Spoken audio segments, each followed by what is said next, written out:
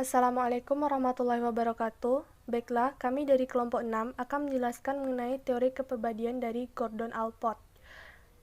Sebelumnya, kami kelompok 6 beranggotakan yang pertama Farah Fajriah, kedua Gesta Oprita, dan ketiga Revan Revelino. Baiklah, sebelum menjelaskan materi kami akan menjelaskan terlebih dahulu mengenai kisah dari Gordon Allport. Kisahnya adalah dia lahir di Indiana pada tahun 1897 dan dibesarkan di Cleveland. Setelah memperoleh gelar sarjana muda dan master di bidang psikologi dari Harvard, dia belajar ilmu ekonomi dan filsafat tahun 1919. Setelah itu, dia mengajar di Robert College Istanbul, Turki, untuk ilmu sosiologi dan bahasa Inggris.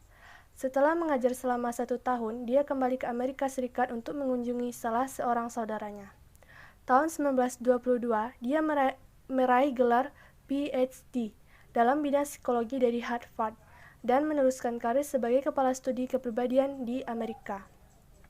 Beberapa karya yang dihasilkannya menyebabkan studi kepribadian menjadi studi yang dihargai di Amerika Serikat. Oleh karena itu, banyak ahli psikologi yang menjadi pengikutnya. Dia menjadi salah satu ahli psikologi pertama yang memusatkan perhatian kepada kepribadian yang sehat, bukan kepribadian neurotis. Oke, selanjutnya di sini telah tertera indikator materi kami mengenai konsep teori Gordon Allport. 1. Menjelaskan teori Gordon Allport dalam psikologi. 2. Menjelaskan berbagai contoh teori Gordon Allport dalam kehidupan sehari-hari. 3. Menganalisa perkembangan dan pembentukan kepribadian. 4. Menganalisa terjadinya psikopatologi dan perubahan perilaku. Kami masuk pada materi yang pertama, teori Gordon Allport dalam psikologi. Secara umum, teori Gordon Allport menganggap positif terhadap individu. Teori tersebut telah membantu individu untuk melihat diri sendiri sebagai makhluk yang baik dan penuh harapan. Allport tidak setuju dengan teori psikoanalisis. Dia meyakini bahwa manusia adalah makhluk rasional yang digerakkan kesadaran berdasarkan pada masa kini dan masa depan. Konsep utama dari teorinya adalah motivasi. Allport membagi individu ke dalam 3 bagian. Yang pertama, individu yang memiliki pandangan positif dan harapan. Gordon Allport menyatakan bahwa setiap individu itu lebih berpikir positif dan memiliki banyak harapan dalam hidup.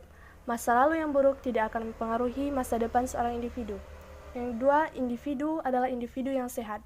Menurut Gordon Allport, pikiran seseorang yang sekarang bukanlah gambaran masa lalu, berbeda dengan orang yang neurotis, yaitu orang-orang yang beroperasi dalam pandangan-pandangan dan pengalaman kanak-kanak. 3. Individu memerlukan motivasi untuk menuju kesuksesan. Individu adalah makhluk sadar dan rasional, berbuat berdasarkan pada apa yang diharapkannya dapat tercapai, bukan berdasar pada keinginan primitif dan pengalaman traumatik pada masa lalu. Motivasi merupakan hal yang paling mutlak dan harus dimiliki oleh seseorang dalam melaksanakan suatu aktivitas sehari-hari. Oke, selanjutnya struktur teori psikologi kepribadian Gordon Allport. Traits adalah kunci dalam mendefinisikan struktur teori kepribadian menurut Gordon Allport. Teori Gordon Allport tersebut dinamakan dengan traits psychology. Yang kedua, intensi. Penyelidikan mengenai intensi atau keinginan individu mengenai masa depan lebih penting daripada kejadian di masa lalu. Istilah intensi menurut Gordon Allport adalah harapan-harapan, keinginan-keinginan, ambisi, cita-cita dan niat untuk melakukan sesuatu. Proprium merupakan bagian sentral dan privat dari kehidupan kita. Proprium merupakan semua aspek kepribadian yang menimbulkan kehidupan emosional menjadi berbeda dari orang lain. Namun, di sisi lain menciptakan kesatuan sikap, persepsi, dan tujuan hidup seseorang. Selanjutnya, motivasi. Ada 2 ciri teori motivasi dari Allport. 1. Menolak masa lalu sebagai elemen penting dari motivasi. 2. Pentingnya proses kognitif seperti tujuan dan perencanaan sebagai dasar motivasi. Selanjutnya, perkembangan dan pembentukan kepribadian. Masa anak-anak. Masa ini dimulai dari masa nonatus dan menjadi awal perkembangan dari kepribadian anak. Pada masa perkembangan ini, anak mulai melakukan gerakan refleks yang belum bisa dibedakan. Ekspresi emosi anak pada masa ini cenderung monoton dan akan mengalami perkembangan sesuai dengan masa yang dilewatinya. Yang kedua, masa transformasi anak-anak. Pada masa ini, perkembangan kepribadian seseorang akan terlihat dari diferensiasi, integrasi, permatangan, belajar, kesadaran, harga diri, inferioritas, ataupun kompensasi. Mekanisme psikoanalisis, otonomi fungsional, reorientasi, mendadak trauma, objektivitas, insting humor, dan pandangan hidup. Yang ketiga, masa dewasa. Masa dewasa menurut Alport ditandai dengan yang pertama, mulai bisa memproyeksikan kebutuhannya tidak hanya untuk masa sekarang tapi untuk masa yang akan datang, atau extension self. Yang kedua, mulai mengenal apa yang diinginkannya dan yang menjadi kebutuhannya serta mengerti akan hal-hal yang bisa memberikan kesenangan pada dirinya, insight dan humor. Yang ketiga, mengerti arti dan tujuan hidup yang dijalaninya, mulai memiliki pandangan hidup atau filsafat hidup yang dipertahankan. Selanjutnya, yang terakhir, psikopatologi dan perubahan perilaku. Psikopatologi adalah bidang yang mempelajari patologi atau kelainan dari proses kejiwaan.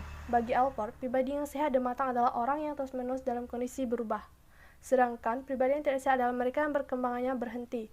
Alport setuju dengan Freud bahwa perkembangan individu dapat terpenjara sebagai akibat kesalahan hubungan dengan orang tua, khususnya dengan ibunya pada awal masa kanak-kanak.